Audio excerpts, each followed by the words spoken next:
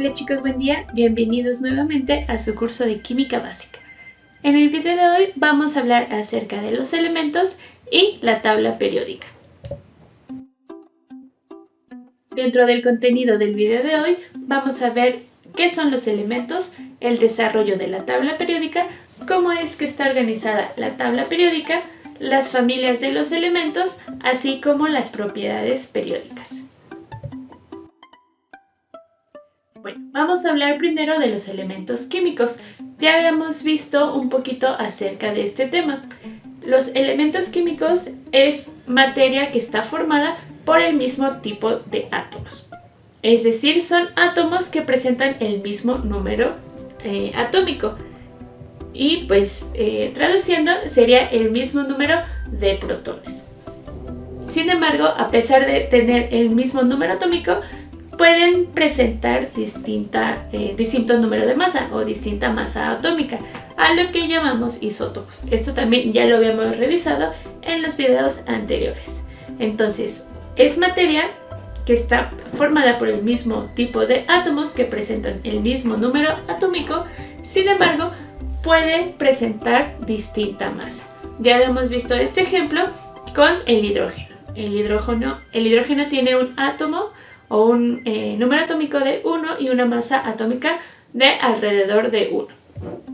Y podemos ver en estos ejemplos que presentan el mismo número de protones, sin embargo varían en la cantidad de neutrones. Y podemos ver que está el hidrógeno, el deuterio y el tritio. Y aquí les pongo un diagrama de lo que ya habíamos visto en el video anterior, solamente para aterrizarlo otra vez. Tenemos a la materia, dentro de la materia están las sustancias y estas sustancias pueden estar clasificadas en compuestos o elementos.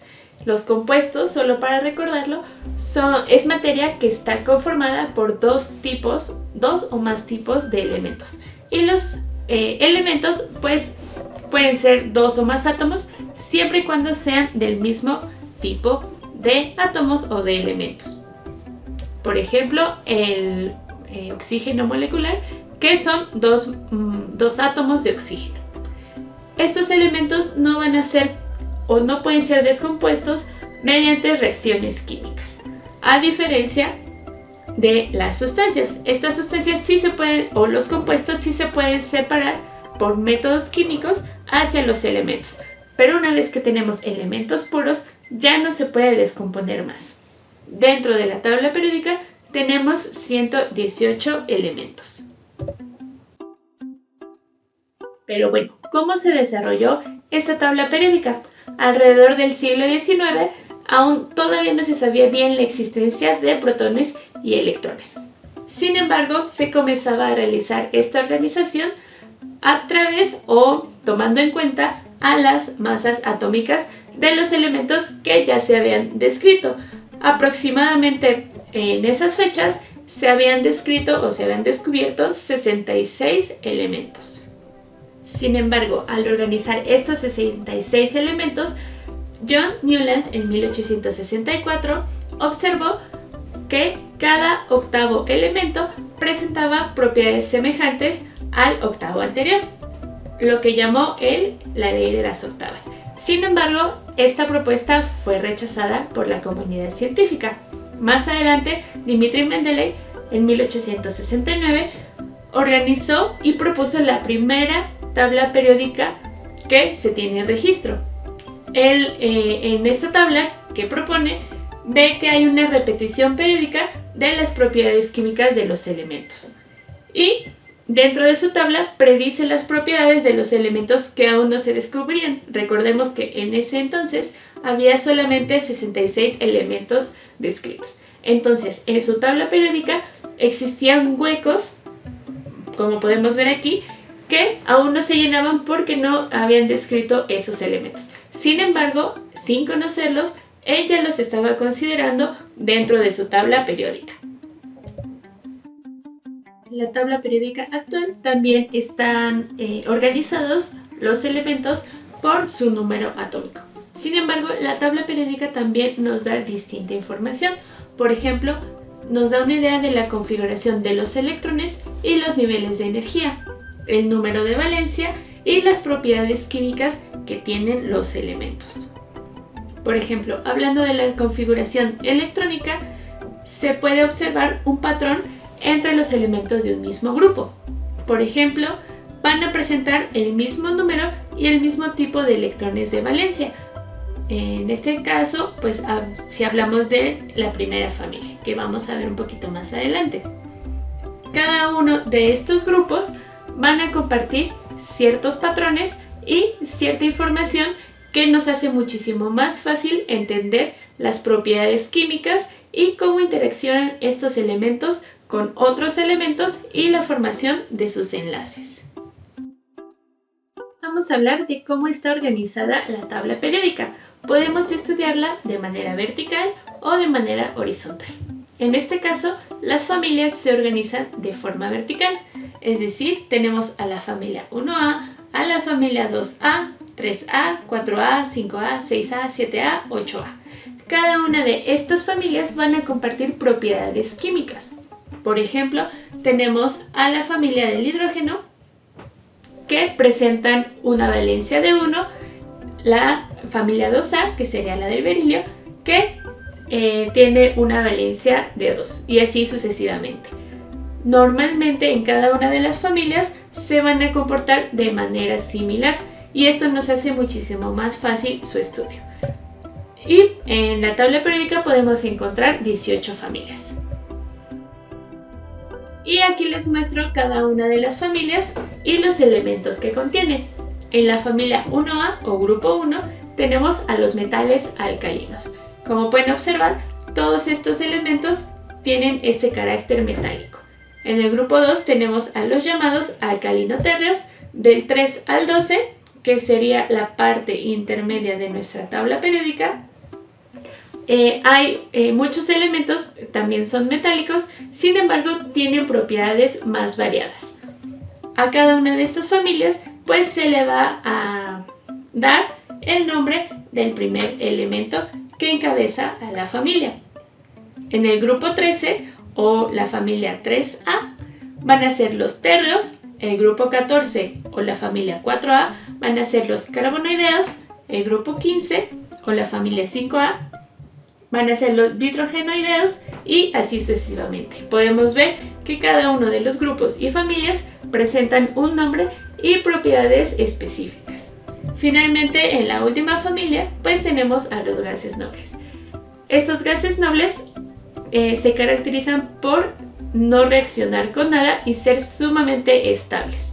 Y bueno, más adelante lo vamos a ver en la configuración electrónica y en el octeto de Lewis, que la mayoría de los elementos van a ganar o a ceder electrones para completar su configuración electrónica, lo que llamamos el octeto de Lewis. ¿Para qué? Para que se puedan parecer a una configuración electrónica como un gas noble. Pero bueno, este solo es un adelanto de lo que vamos a ver a continuación. Y bueno, ya estudiamos a la tabla periódica de manera vertical, ahora vamos a estudiar de manera horizontal. A estas filas horizontales les vamos a llamar periodos.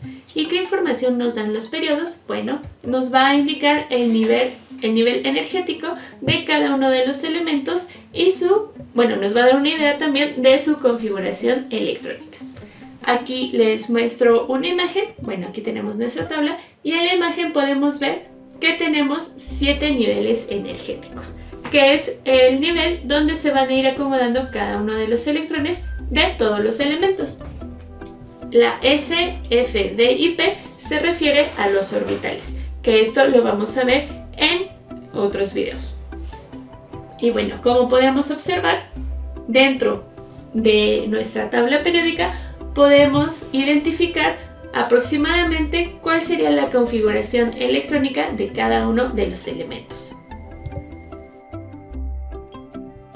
Y bueno, siguiendo hablando de esta configuración, también la tabla la podemos dividir en bloques.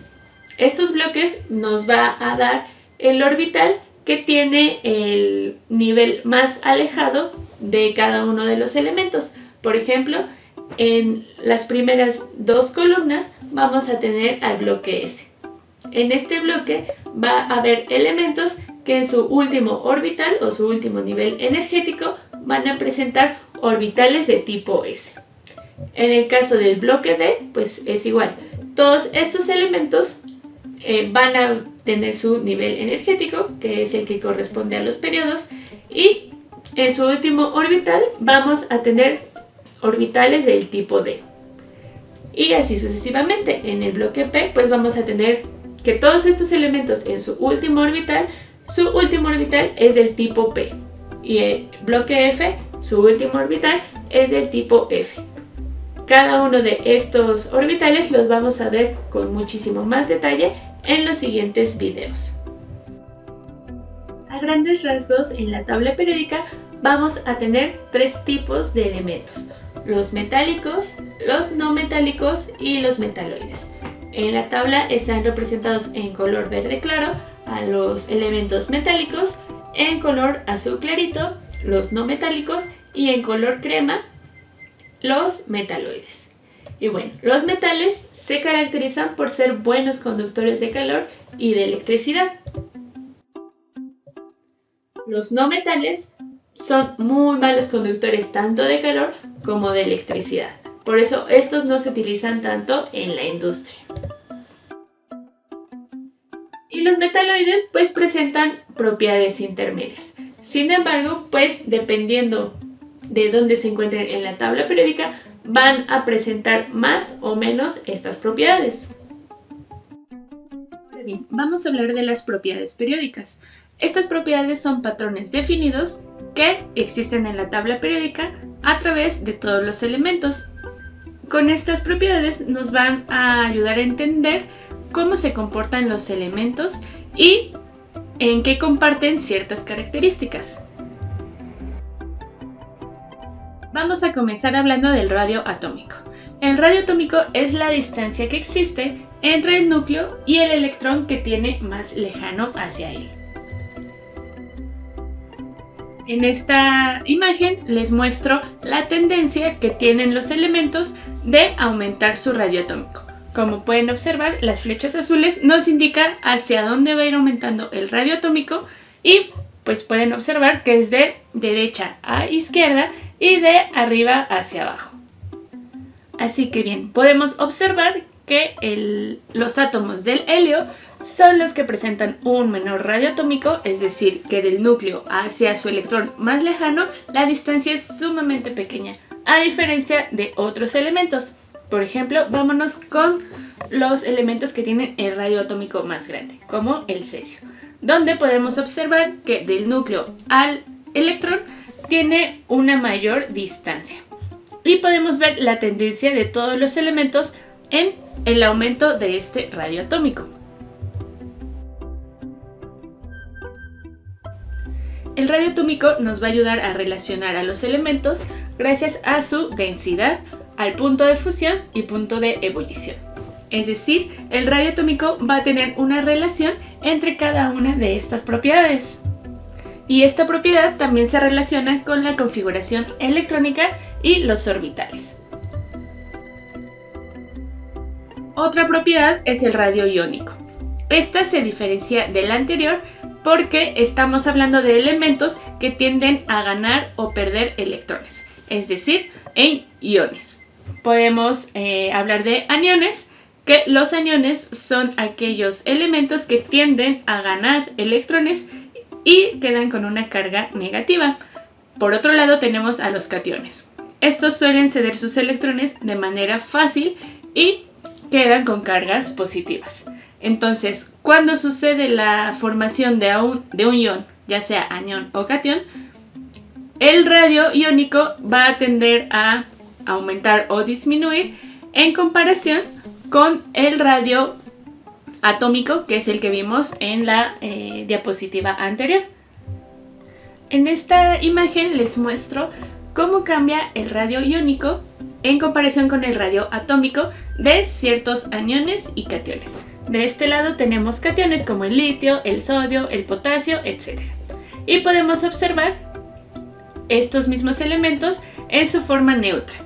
Podemos ver el tamaño o el radio atómico de cada uno de estos elementos Y cuando estos elementos pierden un electrón y se quedan en su forma de cation, vemos una disminución bastante considerable en su radio atómico.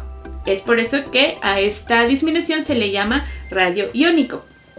Ahora vamos a ver a los aniones. Aquí podemos ver al flúor, al cloro, al bromo y al yodo. Estos elementos suelen ganar electrones y quedarse con una carga negativa. Podemos observar aquí su radio atómico, y cuando se forman estos aniones por la ganancia de otros electrones, vemos cómo aumenta este radio atómico, y por lo mismo le llamamos radio iónico.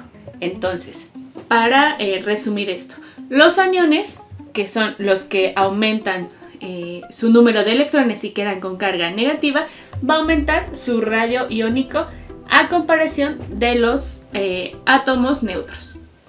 Y los cationes, que ceden a los electrones y quedan con carga positiva, podemos observar que van a disminuir su radio iónico en comparación con el radio atómico de los elementos neutros. Tenemos ejemplos de aniones o cationes que tienden a ganar o ceder solamente un electrón. Pero ¿qué pasa si nuestro elemento, como el hierro, tiende a ceder 2 o más electrones? ¿Cómo será entonces aquí su radio iónico? ¿Cuál será mayor y cuál será menor? Vamos a ver. Por ejemplo, el primero, este va a perder 2 electrones, por lo que su radio iónico va a disminuir a comparación del hierro, que está con carga neutra. Pero si este pierde 3 electrones, su radio atómico o iónico va a disminuir muchísimo más en comparación con el que solamente perdió 2 electrones. Entonces, el radio iónico del hierro 2 más va a ser mayor en comparación del hierro 3 más. Otra de las propiedades periódicas es la energía de ionización. Esta es la energía que se necesita aplicar a un átomo neutro para que pueda ceder o liberar uno de sus electrones y formar un catión con carga de 1 más. Porque pierde el electrón, se queda con un protón de más y pues nos genera esta carga positiva.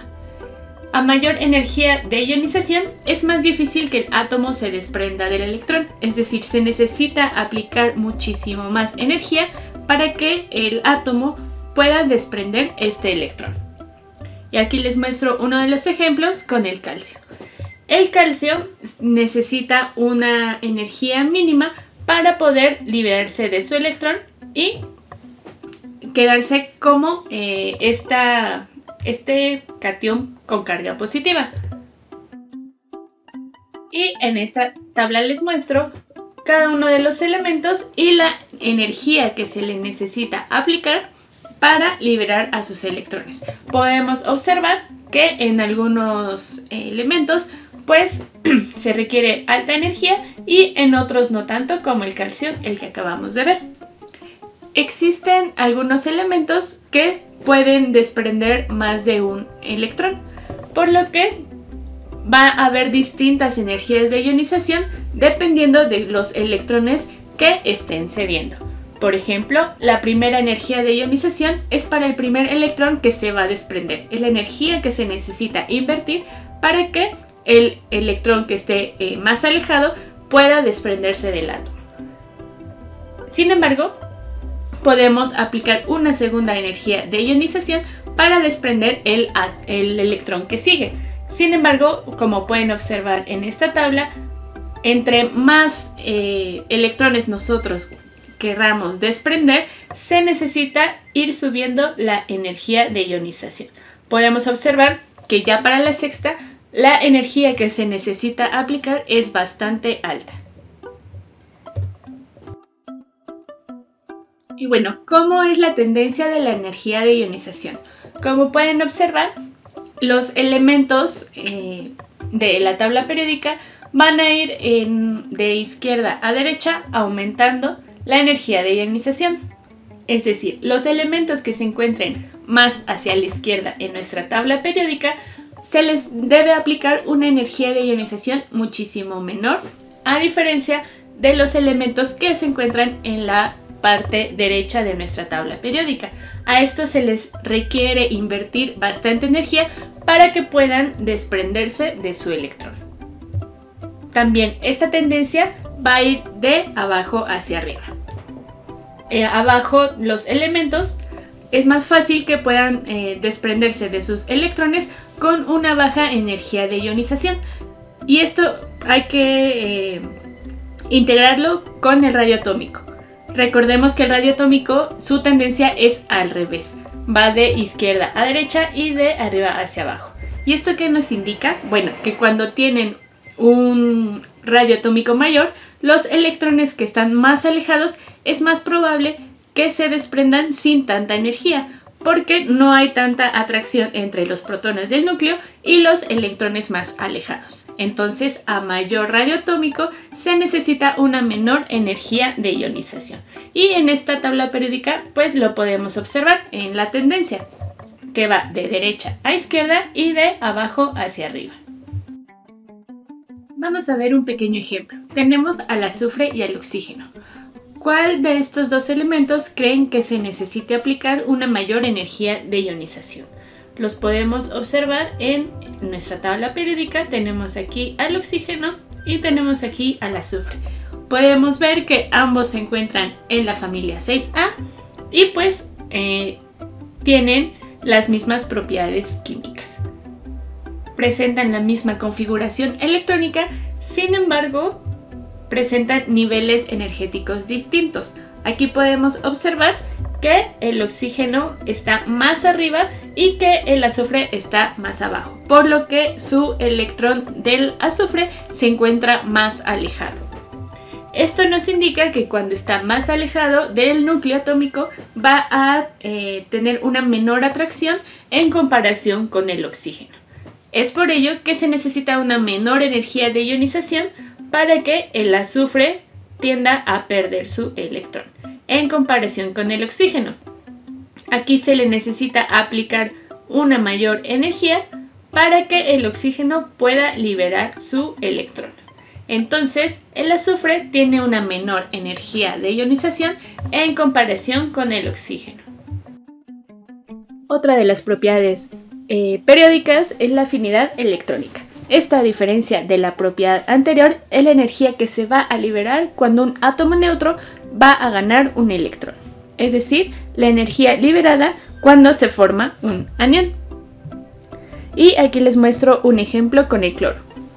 El cloro, al ganar un electrón, queda con una carga negativa. Recordemos que el cloro en estado neutro tiene los mismos números de protones que de electrones, pero cuando gana un electrón más, este se vuelve a un anión con carga negativa. Y esta formación del anión nos va a liberar energía, que se representa aquí. Aquí les muestro otro ejemplo con el flúor. El flúor, al ganar un electrón, se queda con carga negativa y libera esta cantidad de energía. Pero, ¿qué pasa si lo pierde? Bueno, aquí tenemos el anión y si se desprende de su electrón, se va a requerir energía para que este electrón pueda ser cedido o que el flúor lo pueda perder.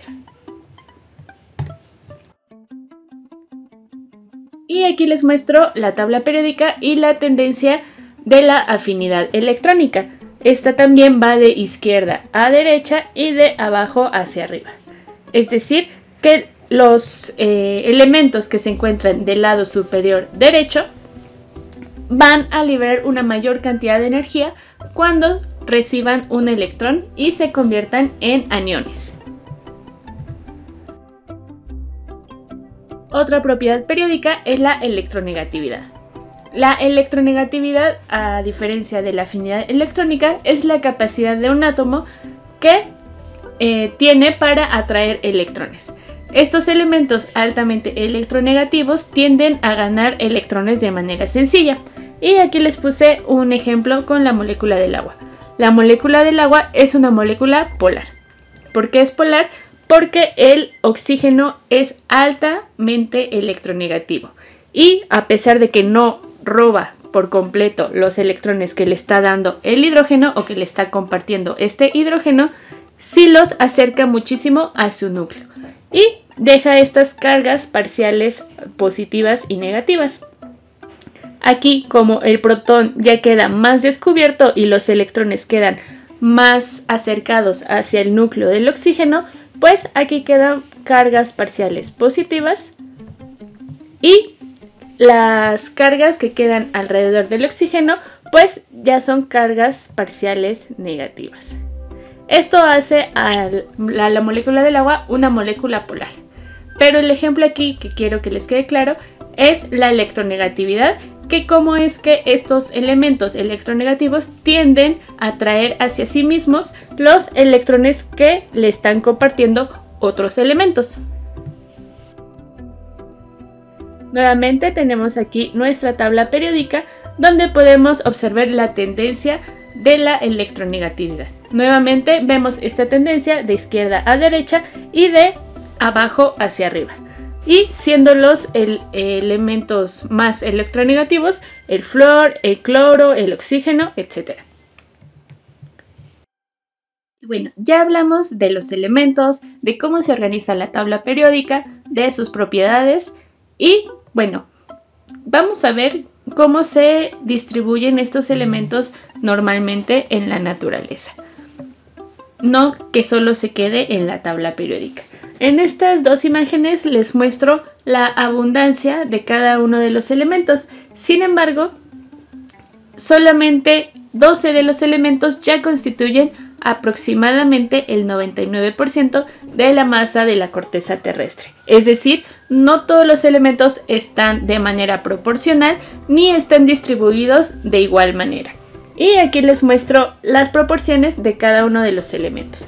Podemos ver al oxígeno, que abarca la mayor parte de esta gráfica, con un 45%. Es decir, tenemos en la naturaleza alrededor del 45% solamente de oxígeno. Le sigue el silicio, que es un elemento importante en la formación de suelos y de rocas. Y bueno, aquí están los demás. Está el aluminio, el hierro, calcio, magnesio, etc. Estas son las abundancias de los principales elementos en la naturaleza. Y como pueden observar, todos los demás están alrededor del 5%. Pero son todavía muchísimos elementos que están en muy baja proporción. En esta siguiente gráfica les muestro cómo están distribuidos los elementos en un organismo, en este caso en un cuerpo humano. Alrededor del 65% es solamente oxígeno y el carbono está en un 18%. Recordemos que tanto el carbono como el oxígeno son elementos sumamente importantes para la formación de organismos vivos. Le sigue el hidrógeno con el 10% y otros elementos como el nitrógeno, el calcio y el fósforo en una menor proporción.